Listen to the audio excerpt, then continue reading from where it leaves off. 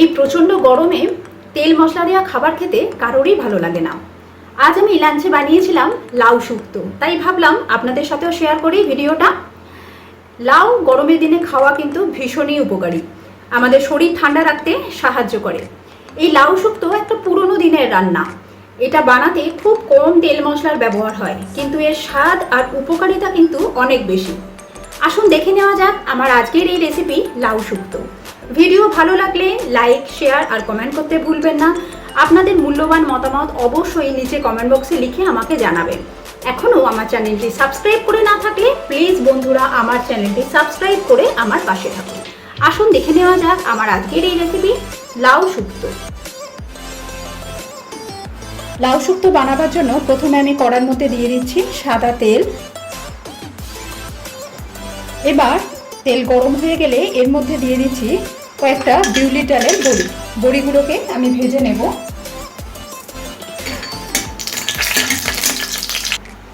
বড়ি ভেজে নেওয়া হয়ে গেলে আমি তুলে নেব।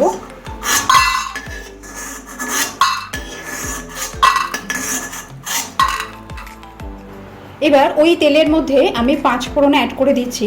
এই 5 ফোড়নের মধ্যে আছে জিরে, মৌরি, সর্ষে, কালো সর্ষে, এর মধ্যে আমি রাঁধুনিও দিয়েছি, আর সেই সাথে আছে মেথি। এর মধ্যে আমি একটা গোটা শুকনো লঙ্কা আর একটা তেজপাতাও অ্যাড করে দিয়েছি। ফোড়নটা হয়ে গেলে এর মধ্যে আমি সরু সরু করে কেটে রাখা লাউয়ের টুকরো অ্যাড করে দিচ্ছি।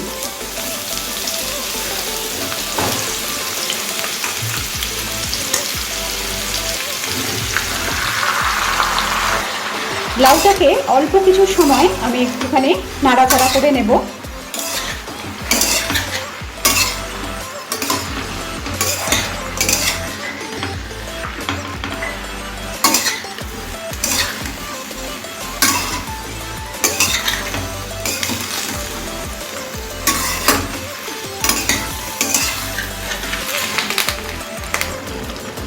তিন থেকে 4 মিনিট সময় নিয়ে মিডিয়াম ফ্লেমে এটাকে নাড়াচাড়া করার পর দেখুন অলরেডি অনেকটাই জল বেরিয়ে গেছে।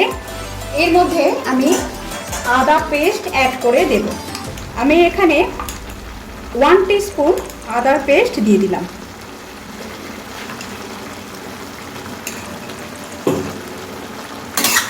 একবার ভালোভাবে মিশিয়ে নেব।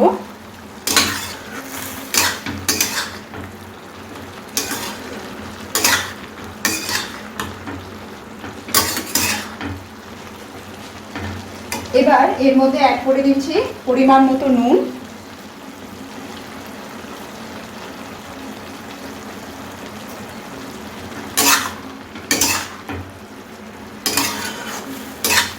নুনটা দেবার পর আরও বেশ কিছু জল বেরোবে।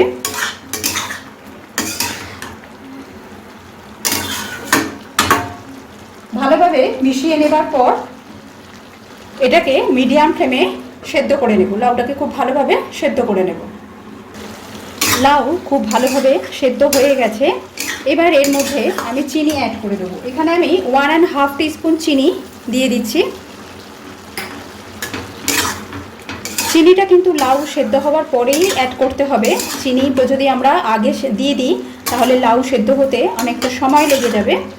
চিনিটা দেবার পর ভালো করে মিশিয়ে নিয়েছি। এবার এর মধ্যে আমি পোস্ত বাটা অ্যাড করে দেবো। এখানে আমি 2 টেবিল স্পুন পোস্তকে খুব মিহি করে বেটে নিয়েছি, এটাকে অ্যাড করে দিচ্ছি।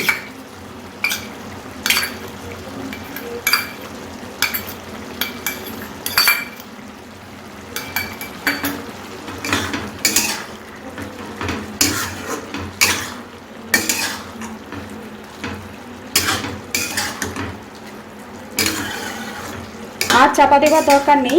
এইভাবে 3 থেকে 4 মিনিট আমি মিডিয়াম ফ্লেমে রান্না করে নেব। মাঝে মাঝে কিন্তু নেড়ে দিতে হবে, না হলে পোস্ত তলায় লেগে যেতে পারে।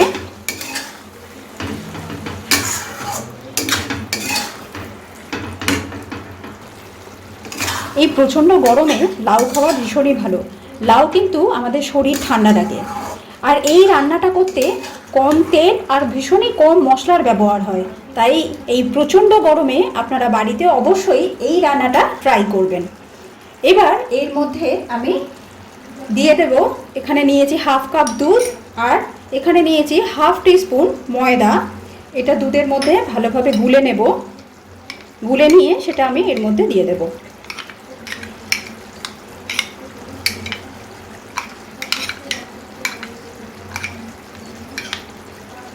অনেকে এই রান্নাটা করতে উচ্ছে ব্যবহার করেন, কিন্তু আজকে আমি এই লাউ শুক্তোটা উচ্ছে ছাড়াই আপনাদের সাথে শেয়ার করলাম। ভালো করে গুলে নেওয়া হয়ে গেলে আমি এটা এর মধ্যে দিয়ে দিচ্ছি। এবার আমি এর মধ্যে অ্যাড করে দিচ্ছি ভেজে রাখা বড়ি। বড়িগুলোকে দেখিয়ে দিই আপনাকে। বড়িগুলো ভাজার পর কিন্তু এইভাবে একটু আধ ভাঙা করে নিয়েছি, সেটা আমি এর মধ্যে অ্যাড করে দিলাম।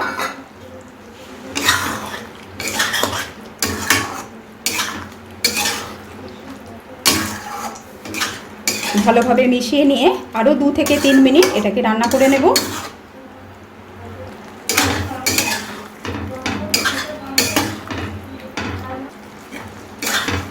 মাখা মাখা হয়ে গেলে এবার আমি গ্যাসের ফ্লেমটাকে অফ করে দিচ্ছি। গ্যাসের ফ্লেমটা অফ করার পর এতে দিয়ে দিচ্ছি হাফ টিস্পুন ঘি।